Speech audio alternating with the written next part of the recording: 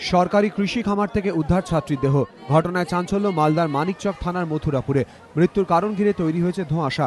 অভিযোগ ধর্ষণ করে খুনের। পরিবারের দাবি, শুক্রবার দুপুর ৩টায় টিউশনি পড়তে বাড়ি থেকে বের হয় ১০ম শ্রেণীর ছাত্রী। সন্ধ্যায় বাড়িতে ফোন করে জানায় বান্ধবীর বাড়িতে থাকবে। শনিবার সকালে বাড়ির কাছে সরকারি কৃষি খামার থেকে উদ্ধার হয় ছাত্রীর দেহ। খামারের ভেতরে দেহটি দেখে স্থানীয় বাসিন্দারা পুলিশে খবর দেন। খবর দেওয়া হয় ছাত্রীর বাড়িতেও। সকালবেলা শুনলাম, শুনে যাওয়ার পরে এসে দেখছি যে এখানে একটা ডেড বডি পড়ে আছে। একটা মহিলা, অল্প বয়সের মহিলা, এখানে একটা ডেড বডি ফার্মের ভেতরে পড়ে আছে এবং মৃত্যু অবস্থায় আছে। ছাত্রী দেহে বেশ কিছু আঘাতের চিহ্ন মিলেছে। হাত বাঁধা, গলায় ওড়না জড়ানো অবস্থায় দেহটি উদ্ধার হয়। ছাত্রীর পরিবারের অভিযোগ ধর্ষণ করে খুন করা হয়েছে। আমার বোনকে ধর্ষণ করে মারা গেছে, মেরে ফেলেছে। আমরা মনে ভাবছি ওর বান্ধবীর বাড়ি গেছে, গান টান শুনতে থেকে গেছে।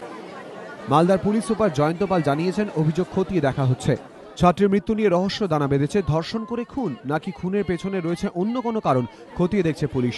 ছাত্রীটি ফোন করে যে বন্ধুর বাড়ি গিয়েছে বলে জানিয়েছিল তাকে জিজ্ঞাসাবাদ করেছে পুলিশ। ছাত্রীর ফোনের কল লিস্টও খতিয়ে দেখা হচ্ছে।